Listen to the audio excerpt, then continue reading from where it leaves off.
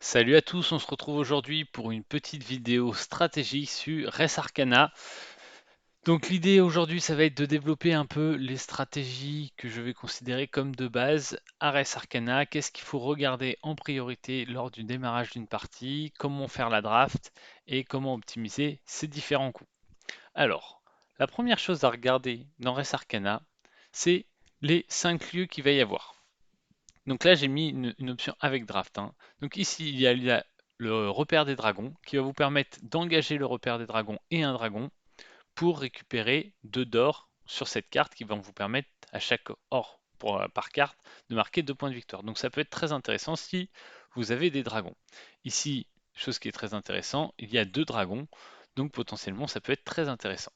Ici, par contre, il faut voir aussi le prix. Ça coûte 12. Donc bon, ça peut être intéressant. Ici, le récif des naufrageurs pour 9. On a une carte qui nous permet de récupérer un d'or. Celle-ci, hein, si vous n'arrivez pas à valider le dragon, ça vous permet quand même de récupérer 2 d'or. Donc c'est quand même très bien. Donc pour 9, et après pour 3, 2 bleus et un vert, vous allez pouvoir mettre un bleu sur cette carte qui va vous permettre de récupérer un point de victoire. Ici, le bosquet sacré, ça va vous permettre de l'engager et de défausser un bleu pour récupérer 5 verts, mais c'est surtout ça va vous permettre de défausser et d'engager une bête pour récupérer un vert sur cette carte, et chaque vert sur cette carte vous rapportera un point en plus des 2 points que vaut la carte, mais ça coûte 12. Ici, les catacombes de la mort, ça vaut 9, ça coûte 9, mais on peut l'engager à chaque tour une fois pour mettre un noir dessus qui vaut un point, donc ça rapportera dans tous les cas un point de victoire par tour, et en plus on peut défausser 5 noirs pour marquer des points, donc ça peut être très intéressant. Et ici, la mine des nains, ça va vous permettre de l'engager et de défausser 3 noirs et 3 rouges contre 2 ors qui vont être sur cette carte et qui vous rapporteront 2 points de victoire. Donc là, il faut essayer de faire une rapide analyse sur qu'est-ce qui va être intéressant dans la partie, de partir dessus. Donc là, ici, quand on voit euh, que j'ai une carte pour faire de noir, une carte pour faire de noir, je pourrais partir sur la catacombe de la mort en me disant je vais récupérer énormément de noirs et je vais essayer de les défausser pour 5 à chaque tour pour faire beaucoup de noirs. L'autre stratégie pourrait être de me dire j'ai 2 dragons, je pourrais essayer de prendre les dragons et de jouer avec le repère des dragons pour essayer de marquer beaucoup de points. Après, la problématique, c'est que là, les dragons coûtent 9 et 6, et du coup, je vais peut-être avoir du mal à créer une bonne synergie pour marquer assez de points. Donc là, j'hésite. Il y a vraiment 2 stratégies qui sont possibles. Ce qui est important aussi de regarder, c'est combien ça va vous coûter par ressource pour marquer un point de victoire. Par exemple, ici, c'est assez clair. Pour 3 ressources, vous allez marquer un point de victoire. Ici, il va falloir, vous allez marquer un point de victoire par une bête, et en plus, pour 12 ressources, vous allez marquer 2 points de victoire en achetant cette carte. Ici, pour 12 ressources, vous ne marquerez 0 point de victoire, et ce sera qu'avec des dragons que vous pourrez l'obtenir. Maintenant, vous placez les dragons pour -3, donc ça me semble quand même intéressant de partir sur les dragons plutôt que sur les catacombes de la mort. Mais voilà, ça c'est quelque chose qui pouvait changer en fonction des différentes options. Donc ici, je vais plutôt me dire, je vais essayer de partir sur le repère des dragons. Et quel dragon je prends? Est-ce que je prends le dragon des eaux ou est-ce que je prends le serpent de mer? Ici, je vais plutôt prendre le serpent de mer parce que... Alors, non, je vais plutôt prendre l'érudit et du coup, je vais prendre le dragon des eaux. J'aurais pris la druidesse, ça m'aurait permis de dégager mon serpent de mer. J'aurais sûrement pris le serpent de mer. Mais vu que je vais préférer prendre l'érudit, je vais prendre le dragon des eaux. Ici, on se retrouve avec un autre dragon. Donc, pour continuer dans la stratégie des repères de dragons, ça peut être très intéressant. Maintenant, il va falloir un moment qu'on réfléchisse à récupérer des ressources. Celle-ci ne va pas me permettre de récupérer des ressources parce que ça coûte 8 ressources pour la construire, donc ça ne m'intéresse pas. L'arbre de vie, ça peut me permettre de gagner 3 et chaque rival gagne 1, mais ça coûte déjà 3. Donc potentiellement là, je vais prendre un dragon et maintenant je vais me focaliser tout le reste de ma draft pour essayer de récupérer des ressources assez rapidement pour pouvoir acheter le repère des dragons pas trop tard. Ici, la main de la gloire, je trouve ça très faible, donc je vais plutôt prendre le serpent de mer, même si c'est encore un dragon. L'idée, c'est qu'avec le repère du dragon, ça va peut-être me coûter 3 de moins, mais voilà, il va me manquer dans cette draft des cartes qui vont me permettre de produire. Après, l'idée avec l'érudit, c'est que je vais pouvoir beaucoup piocher et donc défausser dans la première phase du jeu mes dragons pour ensuite les réinvoquer lorsque je les repiocher pour la deuxième fois. Donc, alors ici, qu'est-ce qu'on va pouvoir faire? Regardons les cartes. Ici, pour en gros 3 ressources, dont un d'or. Donc en général, je vais compter un d'or pour 2 ressources. Donc ça fait pour 4 ressources. Ça va vous permettre de produire 2. Et à chaque fois de dépenser 2 ressources pour en remettre 3 sur la calice de vie. Ici pour 0, ça va vous permettre d'engager et de prendre une ressource. Ok, là pour 0, de défausser et de prendre 2 ressources. Par contre, ça peut être très intéressant avec les catacombes de la mort, parce que ça va pouvoir permettre de défausser toutes vos ressources d'un type en un autre type. Donc potentiellement, j'ai pas forcément envie de lui laisser cette carte, parce qu'il a récupéré les 2 cartes qui faisaient des noirs au coup d'avant qu'on avait vu, et donc je me dis ça pourrait être très intéressant pour lui. Et la dague sacrificielle, ça va lui permettre d'engager et de défausser un vert pour mettre 3 noirs sur la carte. Donc j'aurais vu cette suite de draft, j'aurais peut-être fait la stratégie, on va partir sur les catacombes de la mort. Maintenant, je ne suis pas parti sur cette stratégie-là, donc il va falloir adapter notre stratégie sur cette suite de parties. Ici, on va plutôt prendre le prisme qui pourrait être très bon pour lui, on prendra l'éclat élémentaire ou l'autre carte. Ici, un autre dragon, c'est pas forcément ce qui va m'intéresser le plus. Euh, Alors ça va faire beaucoup de dragons, hein, mais même si je les mets joue pour -3, je suis pas sûr que ce soit intéressant, surtout que je pense pas qu'il va aller l'acheter. Je vais plutôt acheter la dent du dragon, donc ça va me coûter 2, et ensuite ça va me permettre de l'engager, de défausser 3 rouges pour placer un dragon gratuitement. Donc en ayant 3 dragons et en faisant beaucoup de pioches, ça peut être très intéressant. Et ici, on va prendre plutôt l'éclat élémentaire. Donc l'idée, c'est d'avoir des petites cartes qui vont me rapporter pas mal de ressources au début de partie. Et on va voir quelle est la dernière carte qu'il m'a laissée. D'accord, donc il nous a pas laissé le dernier dragon. Il nous a laissé l'Atanor. Donc ça va me permettre d'engager et de défausser un rouge pour mettre 2 rouges sur cette carte. Et après, l'autre pouvoir, c'est engager et défausser 6 rouges de la carte et transformer autant de ressources en autant d'or que vous voulez. Je pense que je ne vais pas l'utiliser. On va choisir l'érudit. L'idée, ça va être d'essayer de piocher énormément nos cartes pour récupérer au maximum. Et en termes de euh, cartes ici, je vais voir le héros qu'il a pris. Placez vos artefacts à -1, donc ça peut être très intéressant en fonction de si vous avez beaucoup d'artefacts à placer ou pas. Mais ici, je vais prendre la recherche pour essayer de piocher un maximum de cartes et notamment arriver à récupérer ma dent du dragon assez rapidement. Donc on va piocher 2 cartes dès le premier tour, donc ça c'est assez intéressant. La dent du dragon, ça demande du rouge de mémoire, donc on va plutôt partir sur récupérer des ressources rouges et on va jouer le prisme. Donc ici, je vais sûrement défausser ce dragon. L'idée, si j'arrive à avoir la dent du dragon rapidement, ça va être peut-être de placer le serpent de mer, ou alors d'essayer d'aller acheter au plus vite le repère du dragon. Là, je vais voir en fonction de ce que vont me proposer les cartes. Mais peut-être que d'essayer d'aller acheter le repère du dragon au tour 1 peut être une stratégie très intéressante. Il va falloir voir si je vais avoir assez de ressources. 1, 2, 3, 4. Là, ça me demande de défausser 2 ressources. Ici, donc 1, 2, 3, 4. Là, j'en ai une cinquième, sixième, septième. Il va me manquer une ressource. Donc je pourrais l'acheter au premier tour si je défausse un d'or pour récupérer une des ressources qu'il me faut. Donc en soi, c'est pas forcément une mauvaise stratégie d'essayer de l'acheter au premier tour, quitte à défausser tous nos dragons. C'est pas forcément très grave. Donc je pense que c'est ce sur quoi je vais partir. Donc vous voyez, la stratégie est vraiment très orientée en fonction de la draft, mais aussi en fonction des cartes. J'ai vraiment analysé quelle carte pourrait être intéressant au vu de mes 4 premières cartes de ma draft. J'ai vu qu'il y avait une vraie stratégie repère du dragon à mettre en place. J'ai vu également qu'il y avait une vraie stratégie catacombe de la mort à mettre en place. Peut-être que mon adversaire va partir sur les catacombes de la mort, et là ça va être très intéressant de voir qu'est-ce qui fonctionne le mieux. Et vous voyez, il a l'air d'être parti là-dessus parce qu'il démarre directement avec la crypte qui va lui permettre de l'engager et de récupérer 2 noirs. Donc à mon avis, ça ne m'étonnerait pas qu'il récupère beaucoup de cartes avec les catacombes de la mort. Nous, on va mettre notre prisme. C'est pas une très bonne carte, mais au moins ça va me rapporter à chaque fois une ressource par tour. Donc c'est pas une mauvaise carte. Alors 4, je vais vérifier mon compte, hein.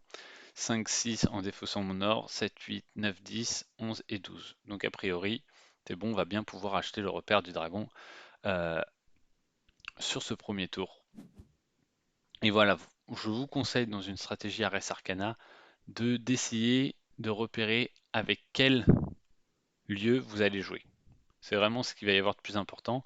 Et une fois que vous avez choisi votre lieu, essayez de repérer quelles sont les cartes les plus intéressantes ici, sachant que les cartes qui seront en général les plus intéressantes, ça va être réanimation, qui va vous permettre de réactiver une des cartes lieux, notamment c'est très intéressant pour les catacombes de la mort. Et alors là, oui, il bénéficie du fait que ça coûte -1, c'est pour ça qu'il peut mettre autant de cartes à ce tour. Et l'autre carte qui peut être très intéressante, donc réanimation pour les catacombes de la mort, ça peut être aussi très intéressant pour les repères du dragon. Et où est-ce que j'en étais? Mine du nain, non, je pense pas que ce soit très intéressant. Et les récifs de naufragés, vous en avez plus besoin. Mais donc, s'il prend les catacombes de la mort, je vais essayer au maximum de lui empêcher de prendre réanimation. Ici, j'ai pas parlé des monuments. C'est quelque chose que je vais vous conseiller dans un temps ultérieur de la partie. Au début de la partie, c'est pas forcément essentiel pour moi de réfléchir à comment on va jouer les monuments. C'est pas ce qui est le plus important. Ici, je vais commencer par défausser mon verre. L'idée, je suis à peu près sûr que je vais aller acheter le repère du dragon j'ai défaussé mon bleu, excusez-moi. Je suis à peu près sûr que je vais acheter le repère du dragon dans un premier tour, mais je veux vérifier quand même que on n'a pas de mauvaise surprise, donc je vais attendre pour défausser mon or parce que c'est une ressource rare et être sûr que mon adversaire ait fini son tour et que je puisse l'acheter. Par exemple, s'il a quelque chose qui peut me faire perdre une ressource, alors en général c'est les dragons et c'est plutôt moi qui les ai que lui, mais voilà, je préférais assurer. Ici, il a utilisé la crypte, ça lui a permis d'obtenir 2 noirs. Ok, ici on va encore piocher une carte, on va défausser le rouge. Non, on n'a dit pas le rouge. On va défausser le marron et on se dit que de toute façon ce sera avec le prisme qu'on défaussera notre or. Et hop, on pioche une carte.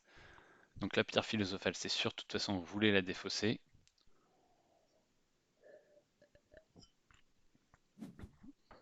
Alors là, ce qui m'embête, c'est que j'ai pioché quand même mes 3 dragons. Donc en prenant le repère du dragon, je risque de ne plus avoir de cartes à jouer pour le prochain tour. Malheureusement, c'était le risque. Peut-être que du coup, j'irai acheter la divination.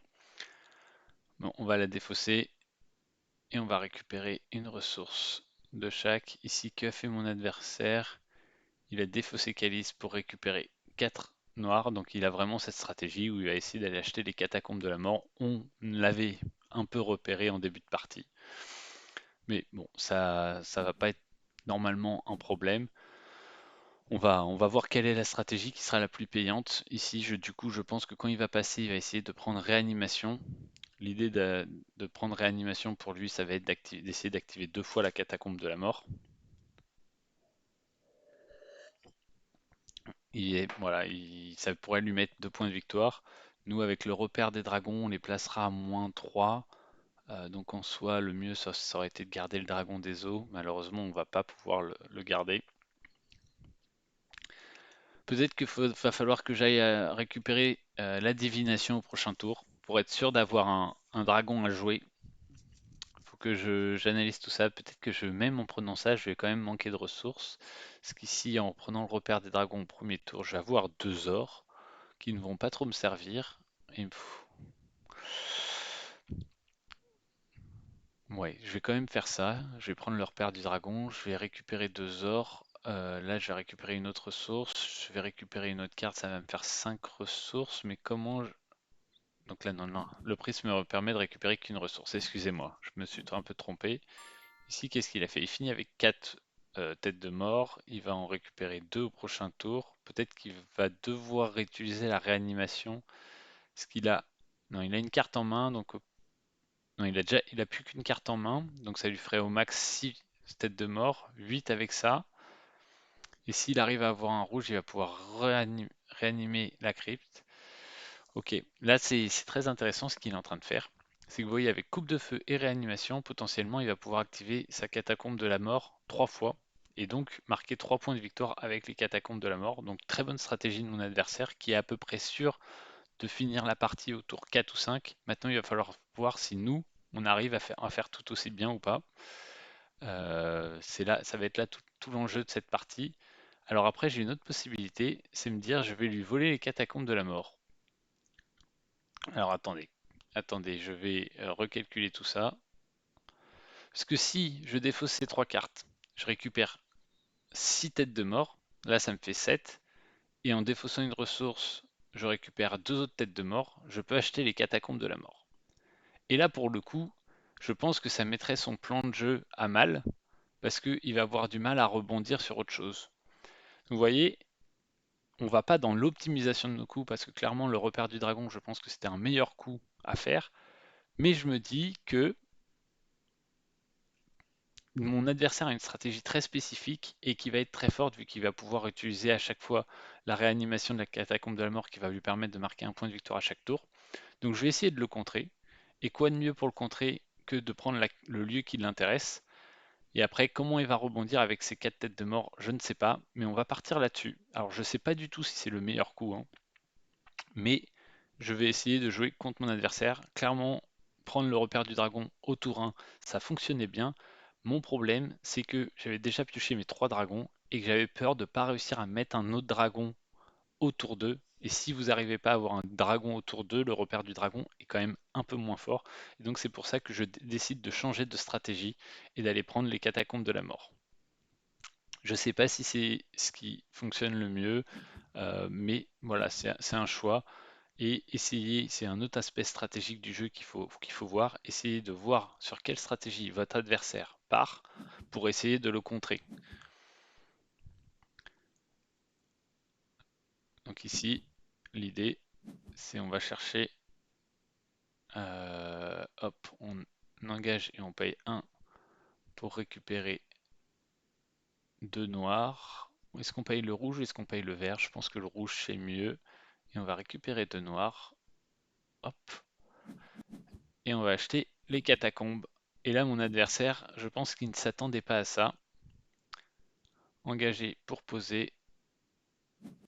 Hop, donc on a déjà marqué un point de victoire et à chaque tour, ça va nous rapporter un point de victoire en plus à minima. Ici, au vu de ma stratégie, j'ai plus forcément de cartes qui m'intéressent. L'idée, c'est peut-être être quand même d'essayer d'aller chercher le repère du dragon ou alors de jouer tout que autour des catacombes de la mort, notamment avec le prisme pour défausser autant de ressources que et récupérer autant de noirs. Je vais voir, mais en tout cas, je vais prendre une ressource. Et ici, la ressource que je vais prendre, ça va être le noir. Défausser 4 pour récupérer 2 or, ça ne va pas m'intéresser. Piocher 3 cartes, ça ne va pas m'intéresser. Et transmutation non plus. Donc l'idée, c'est juste de prendre une ressource, sachant que les deux meilleures cartes neutres, c'est piocher une carte et c'est réanimation, pour les raisons que j'ai expliquées tout à l'heure. Ici, on va prendre un noir, on va le collecter. Ah non, non, non, non, non. J'ai cru. On va laisser les essences sur cette carte, excusez-moi. J'ai cru que c'était le noir de mort ou de vie. Ici, éclat élémentaire. Est-ce que c'est intéressant de le jouer? Pour répondre à cette question, il faut que vous vous posiez combien de temps va durer la partie. Ici, la partie, à mon avis, j'ai complètement cassé sa stratégie qui était basée sur avoir beaucoup de noirs. Donc je ne pense pas que mon adversaire va être capable de finir la partie en très peu de tours. Et du coup, je pense que la partie va durer au moins 4 tours et sûrement 5. Donc du coup, mon éclat élémentaire, si je le défausse, me rapporte 2 ressources. Mais là, en le jouant pour 0, ça va me rapporter une ressource au tour 2, une ressource au tour 3 et une ressource au tour 4. Donc, je vais récupérer au total au moins 3 ressources à la place de 2. Donc, ça va être intéressant pour moi de le jouer. Mais il faut toujours faire ce raisonnement de se dire, la carte que j'ai, est-ce que c'est plus rentable de la défausser pour le long terme, pour récupérer 2 ressources et pour acheter par exemple, bah, comme j'ai fait les catacombes de la mort et acheter une carte qui va être très intéressante sur le long terme, ou est-ce que c'est plutôt plus intéressant de la garder, de la jouer, parce qu'elle va me rapporter beaucoup de ressources au fur et à mesure de la partie. Donc ici, moi je vais activer les catacombes de la mort. Hop, on va engager pour poser 5. Ici, qu'a joué mon adversaire? Il a défaussé arbre de vie pour obtenir un d'or. Donc vous voyez, il est en train d'essayer de changer de stratégie. Mais qu'est-ce qu'il va faire à la suite de ce tour? Peut-être qu'il va... euh, D'accord, donc il utilise le deuxième effet de la crypte, c'est-à-dire il engage et il défausse un noir pour placer une carte de sa défausse à -2. Donc c'est assez intéressant ça, parce que ça vous permet de défausser une carte, donc de récupérer de ressources, et ensuite vous l'engagez et vous défaussez un noir pour placer à -2. Donc vous regagnez encore une ressource, donc au final vous avez gagné 3 ressources en envoyant une de vos cartes dans la défausse. Et du coup, il va plutôt partir maintenant sur une stratégie. Je vais défausser à chaque fois 2 bleus pour essayer de mettre 2 bleus et un vert là-dessus, et sûrement une stratégie qui convient très bien avec le récif des naufragés, où à chaque fois on défausse 2 bleus, un vert pour mettre un point de victoire. Donc ça va être une nouvelle stratégie, mais il a un peu perdu un tour en étant parti sur les noirs. Donc ça, c'est plutôt intéressant pour moi qu'il ait eu cette perte de tour. Donc nous, on va essayer de voir. L'idée, c'est que j'aimerais bien récupérer réanimation, donc faire un tour plus long que le sien. Donc je vais jouer mon érudit, je vais jouer mon prise, je vais jouer mon éclat élémentaire. En fonction de la carte, je vais peut-être même la défausser si elle peut me permettre de gagner un peu de temps. Mais j'aimerais finir après lui, sinon j'irai prendre le jeton, le symbole recherche.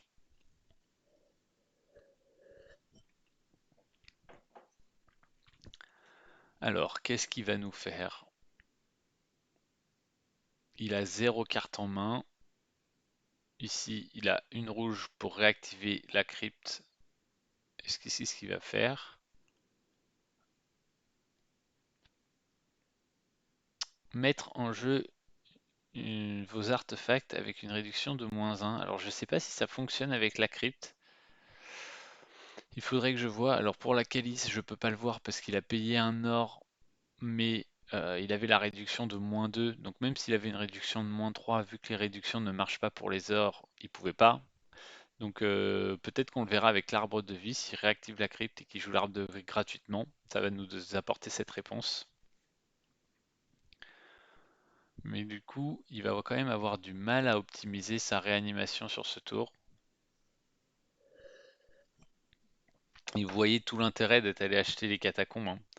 Si j'étais pas allé acheter les catacombes de la mort, il aurait clairement pris les deux noirs, il en aurait eu 6, il aurait défaussé, il aurait eu 8, et donc du coup il aurait pu activer ses catacombes de la mort et utiliser la réanimation et la coupe de feu à chaque tour sur les catacombes de la mort, et ça m'aurait énormément handicapé parce qu'il aurait mis quasiment 3 points de victoire par tour.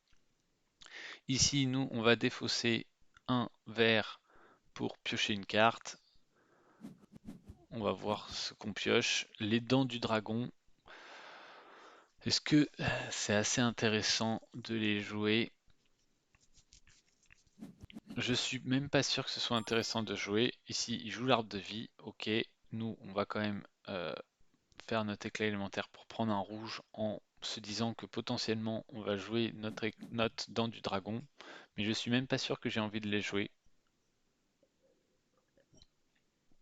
Peut-être que je vais jouer uniquement autour des catacombes, de la mort, hein, en prenant que des noirs.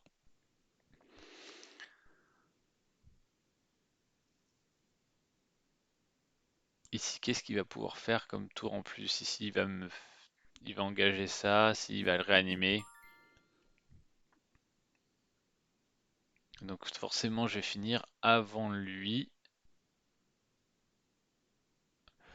Ici, je vais engager pour récupérer une ressource. Je vais défausser un noir pour prendre 2 rouges et je vais jouer ma dent du dragon, je pense.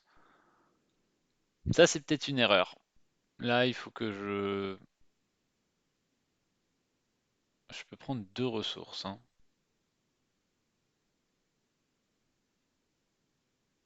Non, attendez. Vaut mieux que j'ajoute tout de suite. Car dans l'idée, si il active son arbre de vie, ça va me donner un vert et je préfère défausser un vert que mon noir. Donc là, je vais pouvoir utiliser ma dent du dragon, mettre 3 rouges dessus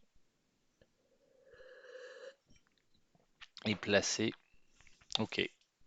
Donc c'est intéressant, sachant que je vais quand même au prochain tour, à la fin de ce tour, piocher une carte, et au prochain tour avec mon érudit en repiocher une, et potentiellement une deuxième avec recherche si j'arrive pas à récupérer réanimation, ce qui semble C'est la solution qui semble se dessiner, hein. Ici, j'engage un, hop, je défausse un noir, validé, je vais prendre un rouge et un noir. Donc l'idée, elle est noire, parce que potentiellement, je vais peut-être essayer à un moment de défausser 5 noirs pour récupérer un point de victoire avec les catacombes de la mort. Et les deux rouges pour activer ma dent du dragon pour potentiellement jouer un dragon gratuitement au prochain tour. Et donc ici, hop, on valide. Ça veut bien me faire deux rouges. Ok. L'idée aussi, pourquoi j'essaye de jouer ma dent du dragon et de l'activer, c'est pour essayer de ralentir le plus possible mon tour pour qu'il n'ait plus d'action et que du coup il soit obligé de changer deux cartes et que j'obtienne réanimation qui me ferait forcer automatiquement un point de victoire avec mes catacombes de la mort. Ça m'aurait pas permis de récupérer réanimation. Peut-être que je l'aurais défaussé pour deux noirs pour plutôt activer mes catacombes de la mort en défaussant 5 cartes pour récupérer. Ici, il va pas pouvoir, hein. C'est dommage qu'il n'ait pas eu deux bleus pour lui parce que sinon il aurait pu activer ça et ça m'aurait coûté un tour et du coup j'aurais pas pu avoir réanimation. Malheureusement, il n'a pas le nécessaire et donc c'est plutôt bon pour moi parce que je vais pouvoir récupérer réanimation qui est une très bonne carte. En particulier avec les catacombes de la mort.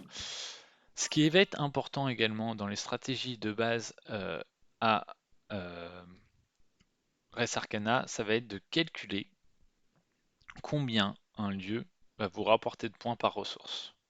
Donc là, je prends réanimation, c'est bien. Oui, oui, c'est ça. J'ai rien d'autre à faire. Donc par exemple, ici, le récif des naufragés, c'est un point de victoire pour 3 ressources. Ici, les catacombes de la mort, c'est un point de victoire pour 5 ressources. Mais un point de victoire par tour en plus. Ici, le repère du dragon, c'est 2 points de victoire par tour. Et ça va être assez rare de réussir à le, à le recaler tout ça. Mais en même temps, ça permet de placer les dragons à -3. Ici, bah, au final, ça va être un point de victoire par tour si vous avez une bête. Et ici, la mine des nains, c'est 2 points de victoire pour 6 ressources, mais en général qu'une seule fois par tour. Donc voilà, ça c'est des points un peu importants du jeu. Essayez d'identifier combien vont vous coûter les lieux.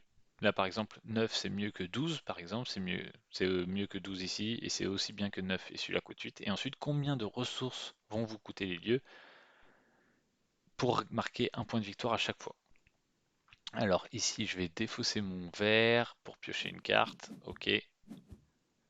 Il n'a toujours pas de dragon, hein, que je me méprise pas et que je défausse pas une carte très utile. Vous voyez ici, j'ai bien fait de ne pas prendre le repère du dragon parce que je n'ai toujours pas récupéré mes dragons qui étaient ma pioche. Donc là, mes 3 dernières cartes de ma pioche, je sais que c'est mes 3 dragons, mais je les ai pas récupérés. Bon, bah ça fait partie du jeu. Ici, mon tour va être assez rapide parce que je vais activer les catacombes. Je vais sûrement jouer mon prise, jouer mon éclat élémentaire, jouer ma réanimation sur les catacombes et sûrement défausser ces deux cartes qui ne me rapporteront pas grand chose, je pense. Je suis en train de faire le calcul. Ici, on va engager pour poser un noir. Ça, c'est sûr, 8 ressources, ce n'est pas intéressant pour moi. Donc, il a pris le repère du dragon. Donc, il a un dragon, hein, dans sa main, c'est le dragon qu'on avait vu. Maintenant, est-ce que c'est pas un peu tard pour utiliser la stratégie repère du dragon? Je pensais qu'il partirait plus sur le récif du naufrageur, vous voyez. Je suis un peu surpris de sa part. Ici, je vais prendre une ressource noire. Hop. L'idée, c'est que je voudrais utiliser mon prisme plutôt en défaussant le vert qu'il va me donner. Maintenant, s'il joue son dragon pour -3, il va peut-être falloir que je me défende et donc que je récupère un vert. Je sais plus quelle est l'attaque de son dragon, donc ça, il va falloir l'identifier quand il le jouera. Alors il a défaussé coffre-fort, c'est une carte que je n'avais pas vue. Si de l'or reste dessus, ça vous rapporte 2 et vous l'engagez pour mettre un or dessus. Donc ça aurait été bien s'il l'avait eu au premier tour. Et il a défaussé Main de la Gloire, la fameuse carte qui lui permettait d'avoir beaucoup de noir et pour lequel ça aurait été très fort avec les catacombes de la mort, hein. Ici, moi je vais défausser Pierre Philosophale pour récupérer 2 noirs. Hop.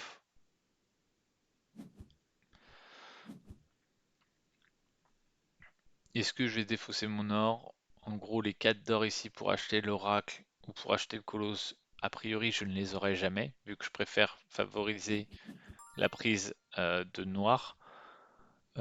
Quoique, j'aurais pu les défausser pour récupérer plutôt des ors et essayer d'acheter le colosse. C'est peut-être une erreur de ma part là-dessus. Euh, il a engagé pour récupérer 2 d'or, donc il va partir plutôt sur les monuments. Ok. Ici, je vais engager un pour prendre 2 ressources. Je vais défausser un noir. Hop. Et je vais prendre 2 noirs, je pense. Je vois pas ce qui pourrait être mieux. Au pire, je vais défausser ici pour récupérer un vert. Ici, il a 3 d'or. Il va devoir passer du coup son tour. Ce qui est bien, c'est que je vais pas lui redonner réanimation.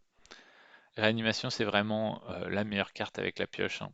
Donc, si vous pouvez, quand il y a les deux en jeu, c'est intéressant d'être le dernier à passer pour récupérer la bonne carte. Vous voyez, au tour d'avant, j'ai eu mort et vie, ce qui est moins bien. Ici, réanimation, ça va me permettre avec les catacombes d'avoir 4 points. Ici, j'ai un cinquième point là. Potentiellement, je vais pouvoir placer un dragon gratuitement, ça va me faire mon sixième point. Est-ce que je vais réussir à finir au prochain tour, au tour 4? Dans l'idée, c'est un objectif que vous devez essayer d'avoir, hein, d'essayer de finir au tour 4. Si je défausse un d'or, alors il a... Non, il n'a pas passé, hein. Non, et puis même, il passera, à mon avis, pas. Il a encore la coupe de feu, donc je vais devoir passer avant lui, je pense.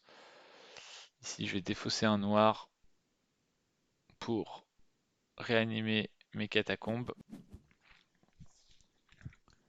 que je vais réactiver. Donc 4 points de victoire ici, 5 points de victoire avec ça, 6 ici. Si je défausse les cartes que je vais piocher, ça va me faire 7, 1 d'or, 2 d'or. Ah, je vais peut-être manquer d'un d'or. Ah non, et 3 d'or avec la carte que je pioche à fin de tour. Donc je peux me dire que j'achète dans tous les cas soit le colosse, soit l'oracle au prochain tour. Ce qui peut être intéressant. Donc ça va me faire 2, 3, 4, 5, 6 une fois que je vais l'activer, 7 une fois que je vais l'activer.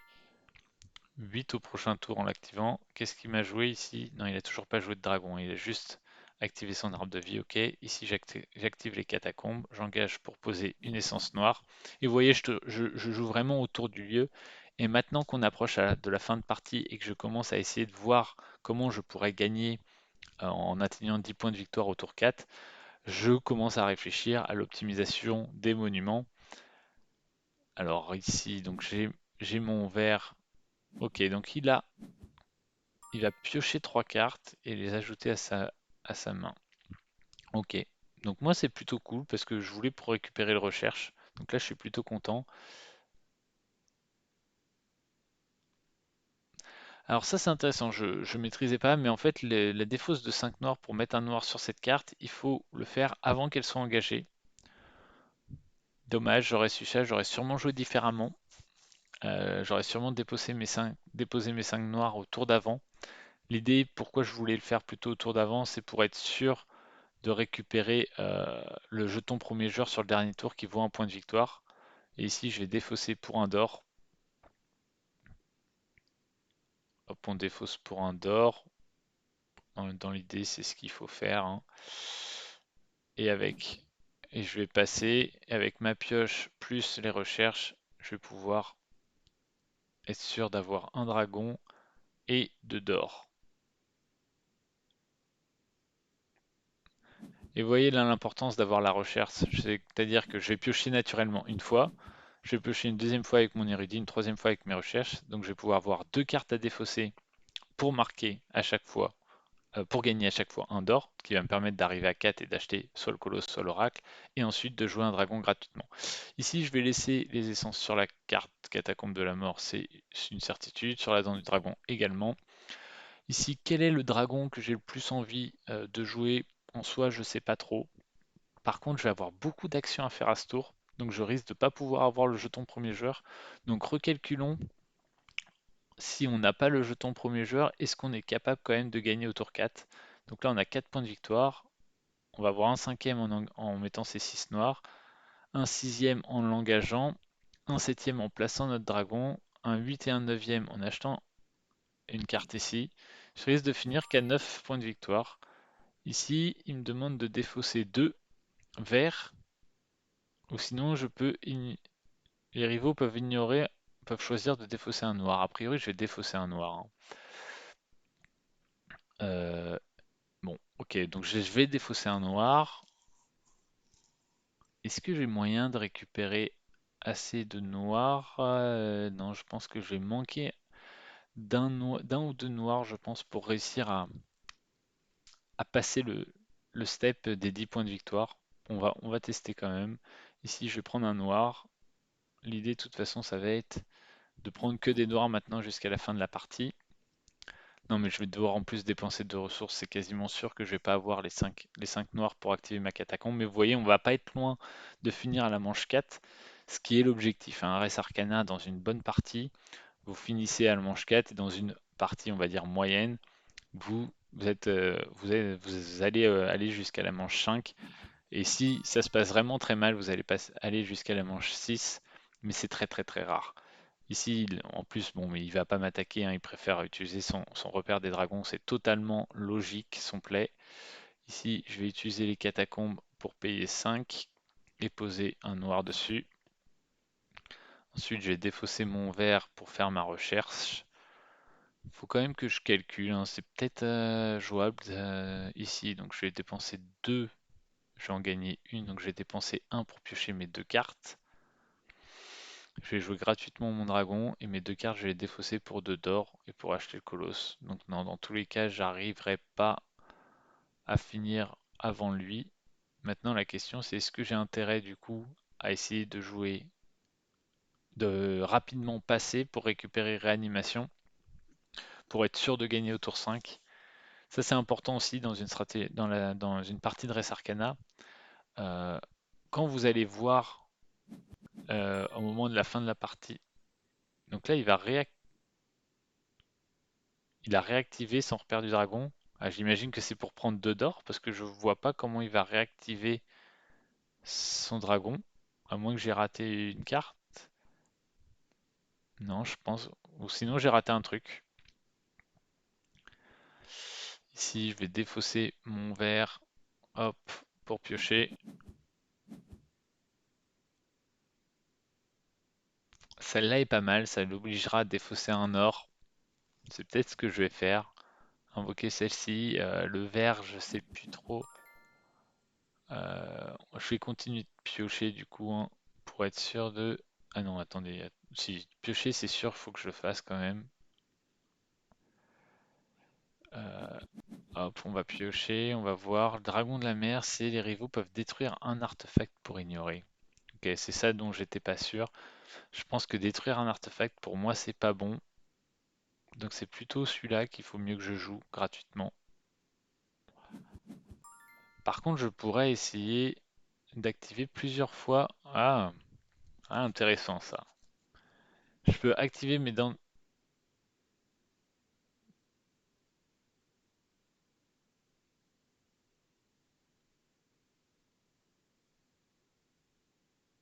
Oh!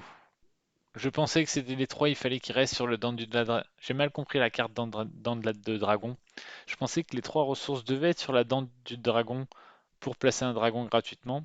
Alors qu'en fait, non, ils doivent être dans votre main. Du coup, ça change pas mal de choses, ça. Ça change pas mal de choses. Excusez-moi. Du coup, je vais pas pouvoir invoquer un dragon à ce tour. Du coup, on va faire ça. On va l'engager pour poser ça. Ici, on va activer le prisme pour prendre 2 rouges, je pense. Quoique je préfère prendre, récupérer réanimation s'il me laisse le temps. Pas sûr qu'il m'en laisse le temps. Ici, il a peut-être intérêt à juste pas utiliser sa divination, pas utiliser son arbre de vie et être le premier à passer. Il ne le fait pas. Qu'est-ce qu'on va essayer de faire du coup à ce tour? Euh, on a 6. C'est dommage que j'ai mal compris la dent du dragon. Ici, est-ce que je suis pressé d'aller récupérer mes 4 d'or pour acheter soit le colosse, soit l'oracle? Je suis pas sûr. Ah, il va quand même avoir envie d'utiliser ses 5 d'or à ce tour. Maintenant, la réanimation, pour moi, ça me rapporte un point de victoire. Et avec mes deux pioches, pour le coup, hmm, je vais peut-être y réussir à... Non, attends. Ah, mais la dent du dragon, je vais pas pouvoir l'activer deux fois au prochain tour. Ah, c'est vraiment dommage ça, que j'ai mal compris la carte. Bon, c'est pas trop grave. Qu'est-ce qu'on fait du coup à ce tour? Je pense qu'il faut que je prenne deux ressources. L'idée, c'est peut-être d'aller prendre deux bleus du coup pour essayer de jouer celui-là en flat, c'est-à-dire pour 6 ressources, marquer un point. Est-ce que c'est intéressant? Je suis même pas sûr.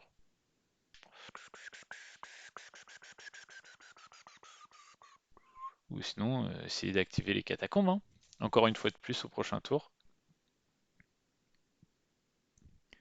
Ah, mon adversaire a trop de chances de passer au prochain tour, donc je vais passer tout de suite pour prendre réanimation. C'est une carte qui me vaut un point de victoire pour une ressource, c'est trop fort. Il faut que je la prenne. Et en plus, j'ai le point de victoire du premier joueur, même si au prochain tour, il a de fortes chances de passer avant moi. Je vois mal comment il va me rattraper en termes de points de victoire. Donc là, il me donne une ressource verte, ok. Il va acheter un monument. Il va pas y avoir de contrôle de victoire immédiat. Ok. Là, je pense vraiment que j'ai dû faire une ou deux petites erreurs. À mon avis, il y avait possibilité de finir à ce tour, notamment si j'avais mieux compris la dent du dragon. Donc là, je vais laisser les essences ici et je vais collecter mes trois rouges pour activer ma dent du dragon, hein, bien sûr. Alors ici, réanimation, on va le faire dans tous les cas sur les catacombes. La carte qu'on veut jouer gratuitement, c'est plutôt celle qui va nous coûter de l'or. Ici, on va défausser, hein. On va défausser 2 pour récupérer 2 d'or dans tous les cas à ce tour. Donc quand vous savez exactement ce que vous allez faire dans un tour, commencez par ce qui peut être le plus problématique, c'est-à-dire ici les 4 d'or. Parce que je veux pas que mon adversaire prenne ces deux cartes et qu'il n'y ait plus qu'une carte qui me rapporte 1. Après, potentiellement, s'il en prend une, il va peut-être y avoir une carte qui va rapporter 3. Donc je vais peut-être attendre un peu avant de le jouer. Mais bon. Donc là, j'active. Donc je marque 1, je vais passer à 8. Ici, j'active 9, j'active 10. Avec mon dragon, ça va faire 11. Potentiellement, je arriverai peut-être à mettre le dragon des eaux. Non, ça va être compliqué de mettre le dragon des eaux. Quoique, il me faut 6 ressources. Ici, j'en ai 2, j'en ai 3, 4, j'en ai 5. Il va me manquer un dos. Il va me manquer un dos. Par contre, je peux peut-être du coup mettre le dragon de la terre. Intéressant. Donc du coup, c'est peut-être celui-là que je vais essayer de mettre en flat. Ça coûte une ressource de plus, mais au moins j'ai déjà plus les ressources qui nécessaires. Après, peut-être c'est juste je prends 5 noirs et j'active mes catacombes. Ouais, non, non, c'est ça le play. Comptez toujours combien de ressources pour combien de points de victoire. Ici, c'est 5 ressources pour un point de victoire. Donc ça semble meilleur. Ici, c'est 3 ressources pour un point de victoire en jouant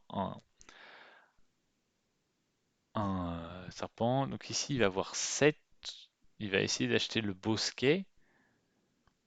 Il n'a pas d'animal, donc ça va juste lui faire 2 points. 3-4 avec son repère des dragons. 5-6 en allant acheter ça. 7-8-9 et peut-être 10 en finissant premier joueur. Donc il peut arriver à 10 sur ce tour. À nous d'arriver à plus. Ok. Ici, dans tous les cas, ça je peux l'activer. Ah, mais non, je perds mes 3 rouges. Bon, ok, ça dans tous les cas, il faut que je l'active. C'est pour 3 ressources, un point de victoire. Quoique c'est pour 5 ressources, hein, parce que je joue un dragon. Donc au final, c'est pas forcément beaucoup mieux que les catacombes. Tac, tac, tac. On peut activer tout de suite les catacombes, engager et poser et faire la réanimation. Ça ne mange pas de pain. On va le faire. Je pense que je vais être obligé de lui laisser le jeton premier joueur de ce tour-là. Maintenant, comment il va pouvoir optimiser ses points? Est-ce que le coffre-fort rapporte un point? Parce que c'est une carte qu'il avait, je sais plus trop. C'est possible. J'aime beaucoup hein, l'artificier qui permet de jouer les cartes, les artefacts pour une ressource de moins. Ok, donc c'est la dague qui joue. Détruisez cette carte et défaussez une de vos cartes. Gagnez son coût en ressources. Ok, mais ça va être pour faire quoi là? J'ai du mal à comprendre cette carte. Alors, il va peut-être récupérer un d'or avec le coffre. Mais bon, non, en plus c'est sans ressources. Non, non, j'ai du mal là à comprendre. À notre tour, on va faire la réanimation tout de suite. Pour ça, on va défausser notre verre et on va réanimer les catacombes. Ok. Alors, qu'est-ce qu'il va nous faire? Tiens,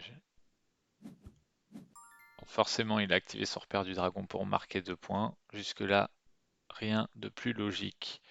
Ici, moi, je vais... Ah, je peux déjà défausser lui, hein. Lui, c'est sûr, je vais le défausser pour récupérer un d'or. En attendant de voir ce que va faire mon adversaire. Est-ce que les 3 rouges, j'en défausse 2 pour gagner 2 noirs et 2 noirs ici, ça fait 4 noirs. Est-ce un noir. Alors je défausse un noir, je pioche de une carte, donc je gagne 2 noirs. Donc je vais passer à 3. Ici je défausse un noir, je gagne 2 noirs, je passe à 4. Ici je passe à 5. Et je pourrais quand même activer ma dent du dragon. Ok, donc a priori je vais pouvoir faire défausser 5 noirs pour marquer 1, pour mettre un 1 ici. Je vais pouvoir leur engager, donc je vais avoir 9 essences sur les catacombes de la mort. Je vais pouvoir avoir un dragon, ça va faire 10 et je vais pouvoir acheter le colosse sous le rack, donc ça fera 12. 12 points au tour 5, ça devrait suffire. Je vois mal comment il va remonter cet handicap. Donc ici on a dit qu'on prenait un noir. Hop.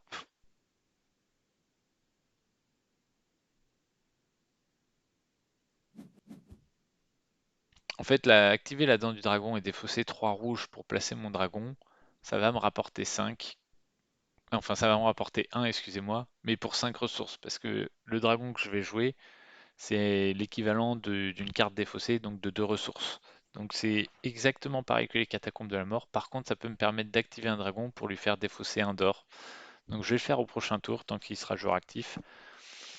Euh, à moins que j'essaye de... Quelle va être sa possibilité de finir à ce tour? Je pense qu'il n'y en a aucune, donc la partie va être gagnée. Mais tant qu'à faire, on va engager et payer 3 pour jouer un dragon gratuitement. Et c'est celui-là qu'on a dit qu'on voulait jouer.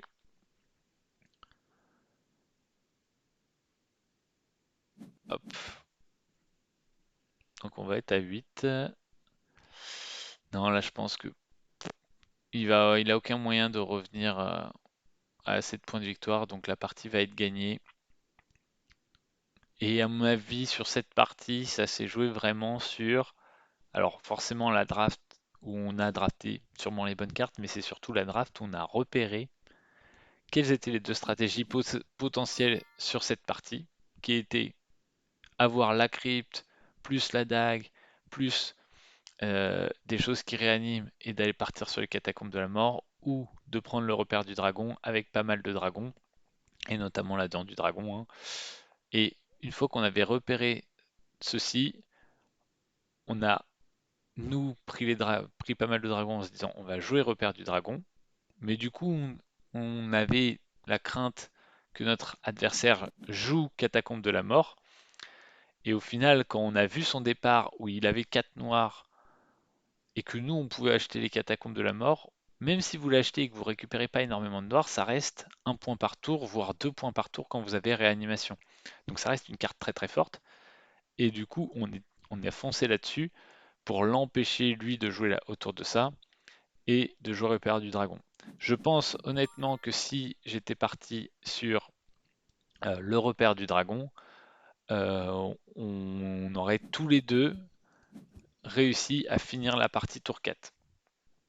On aurait sûrement eu 11, 12 points au tour 4, mais là on a plutôt joué autour de on l'empêche d'avoir la carte sur laquelle il a basé sa draft, qui était les catacombes de la mort, et en l'empêchant d'avoir cette carte-là, ben, sa stratégie est un peu à l'eau et on voit qu'il galère un petit peu à avoir des points de victoire. Alors il a acheté le repère du dragon pour 12 ressources, et au final il peut l'activer qu'une fois par tour, donc ça lui fait 2 points par tour, mais il a commencé au tour 3. Alors que nous on a direct au tour 1 acheté les catacombes de la mort, et donc on a mis un point au premier tour. Ensuite on a réussi à avoir 2 fois de mémoire réanimation, à la manche 3 et à la manche 5, ce qui est très très intéressant. Ici, je vais défausser pour prendre 2 noirs. Hop. L'idée, ça va être d'activer les catacombes, ensuite de l'activer en bonus et d'aller acheter soit le colosse, soit l'oracle. Mon adversaire, qu'est-ce qu'il compte faire? Il compte acheter le bosquet, j'imagine. Voilà, il achète le bosquet. Je suis pas plus surpris que ça. Ici, je paye 5 pour poser une. Ensuite, je vais aller acheter mon colosse. Et lui, il va finir à 11 et nous, je pense, à 12. Peut-être qu'il va finir qu'à 10, hein. Il va avoir 9 avec le colosse, plus un passe qui va être passé en premier. Et ça va se terminer là, je pense. Il n'a pas de bête, hein, de mémoire pour activer son bosquet sacré. Donc malheureusement, il va avoir du mal à récupérer beaucoup de points de victoire avec. Il l'a fait en gros pour 2 points de victoire, mais vous voyez 12 ressources pour 2 points de victoire, c'est pas bon. Vous voyez, il y a pas mal de cartes, notamment moi j'avais les dents du dragon, c'était pour en gros 5 ressources, je mettais un dragon et donc je marquais un point de victoire. Ici les catacombes c'est pour 5 ressources, je marquais un point de victoire. Donc voilà, c'est important d'avoir cette notion de combien de points de victoire pour combien de ressources. Ici par exemple, je pense qu'il aurait dû partir là-dessus plutôt que d'acheter les bosquets, parce que ça lui aurait coûté peut-être 9 à la place de 12 et lui aurait rapporté aucun point. Mais par contre, il aurait pu activer plusieurs fois son récif des naufrageurs. Et c'est une carte qui fonctionne très bien avec la calice de vie. C'est-à-dire que vous achetez, vous dépensez beaucoup de fois 2 bleus pour mettre 2 bleus et un vert sur cette carte. Donc vous accumulez, vous accumulez, vous accumulez du bleu. Et donc vous accumulez sur cette carte des bleus et des verts. Et au dernier tour, vous enlevez toutes les ressources de la calice de vie. Et avec le récif de naufrageur, pour chaque fois que vous avez fait cette action, vous marquez un point de victoire. Et du coup, là, pour le coup, c'est une carte qui, pour 3 ressources, vous me fait mettre un point de victoire. Donc c'est une carte très très forte. Alors moi, je ne pouvais pas partir dessus parce que j'avais pas grand-chose qui me permettait d'avoir des bleus et du vert. Mais lui, avec sa case de vie, c'était vraiment une orientation possible de son gameplay. Alors là, je vois pas trop ce qu'il peut faire. À mon avis, il va devoir finir son tour. Est-ce qu'il a une carte en main? Oui. Bon. Non, il va acheter quand même le colosse ou l'oracle. Et à mon avis, ça va se terminer là-dessus, cette partie. Nous, on va activer ça. On va acheter l'autre monument qui va apparaître. Et vous voyez hein, la force de réanimation, notamment avec des cartes comme les catacombes ou comme le repère du dragon qui permet d'activer 2 fois une action. C'est vraiment une carte très très forte et ne la laissez pas passer. Donc, en gros, dans les stratégies de base, si j'essaye un peu de résumer à la fin de cette partie, c'est au début de la partie, avant votre premier shot d'AF, et on peut voir, hein, j'ai mis quasiment 1 minute 30 à choisir ma première carte, alors que mon autre joueur, c'est allé assez vite, c'est repérer les différents lieux. Quels sont les lieux avec lesquels vous voulez jouer? En général, dans une stratégie, va falloir que vous axiez sur un lieu. Partir sur 2 lieux, c'est rarement bon. Euh, Voilà. Ensuite, les monuments, on va regarder ça plutôt vers la milieu, fin de partie, voir si ça peut être intéressant. Mais vous voyez, à un moment, je me suis dit, je vais peut-être défausser mon or. Au final, essayer au maximum d'utiliser l'or comme de ressources, hein. Euh, dans les autres stratégies, une fois que vous avez repéré les lieux, essayez de voir avec les cartes de votre draft quels vont être les lieux les plus intéressants. Une fois que vous avez repéré les lieux qui pourraient être le plus intéressants, essayez de voir en fonction des 3 premières cartes que vous allez piocher. Et pour moi, c'était pas des super cartes, hein, il y avait 3 dragons. Euh, quel va être alors, il a défaussé coffre-fort pour récupérer 2 rouges. Qu'est-ce qu'il compte en faire de ces 2 rouges? Je sais pas trop. Ici, donc, je vais activer ceci. De toute façon, je vais pas pouvoir faire beaucoup plus en maintenant. Donc, je sais plus où j'en étais. Oui, donc avec les 3 premières cartes de votre pioche sur le premier tour, essayez de voir s'il y en a qui vous rapportent des ressources, si elles vous rapportent des ressources, combien elles vont vous rapporter en fonction du nombre de manches que vous espérez faire. En général, tapez sur 4 ou 5. C'est comme ça que j'ai raisonné pour placer mon prisme et mon éclat, parce que je savais que sur le long terme, ce serait intéressant. Il a acheté les mines. Ok, je m'attendais pas à ça. Euh, je m'attendais pas à ça. Après, je vois pas l'intérêt, ça va pas lui rapporter de points. Ok, bon, je suis pas plus inquiet que ça. J'ai eu un moment de doute au moment, du coup, moi je vais l'attaquer. Il va pas pouvoir défausser 2, donc il va devoir défausser un d'or. Et malheureusement, du coup, il va plus pouvoir aller acheter de monument. Donc ça, c'est une petite erreur de sa part. Ah non, il avait une carte ignorée. Ok, autant pour moi.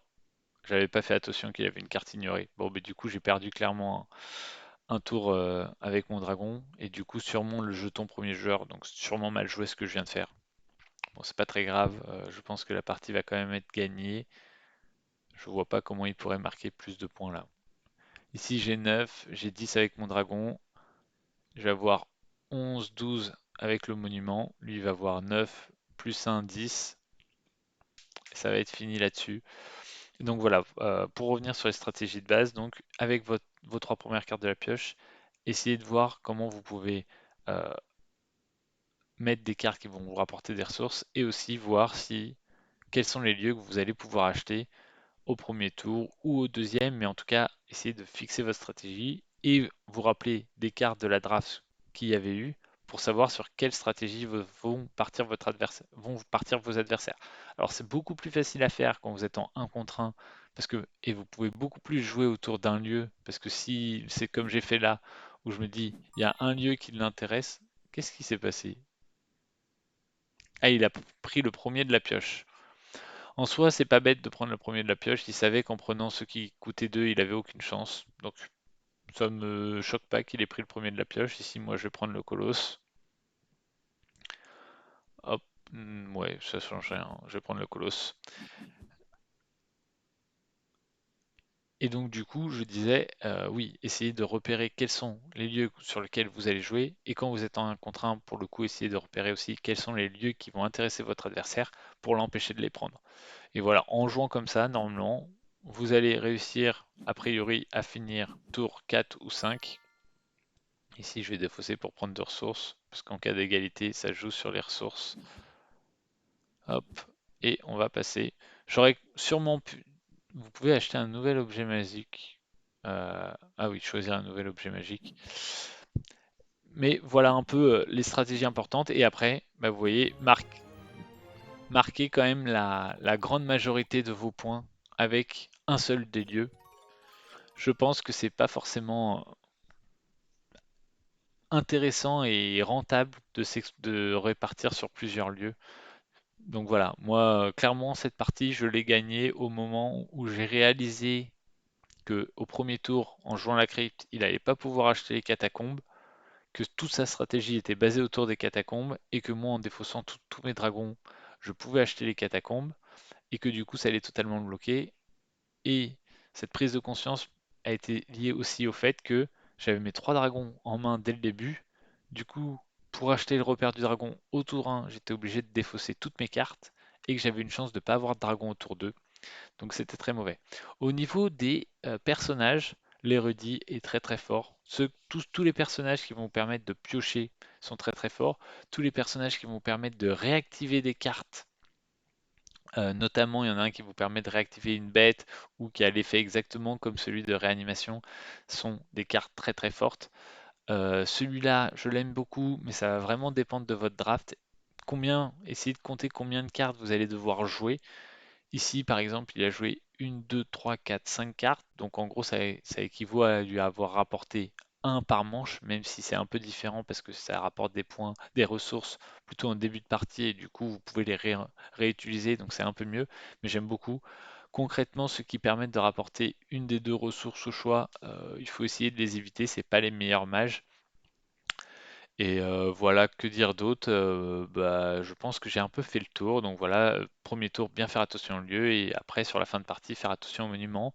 Et les 2 cartes les mieux dans les cartes communes, c'est clairement la recherche pour permettre de piocher et les réanimations. Et ça rejoint un peu les cartes, les mages qui sont le mieux, et c'est ceux qui ont ces effets. Voilà, j'espère que cette petite vidéo stratégique vous a plu. N'hésitez pas à me dire si vous en voulez d'autres sur Res Arcana, avec d'autres exemples, d'autres lieux. Et voilà, si vous voulez juste peut-être des vidéos un peu plus courtes, mais uniquement sur les explications de draft ou autre. Et puis on se dit à une prochaine. Allez, salut!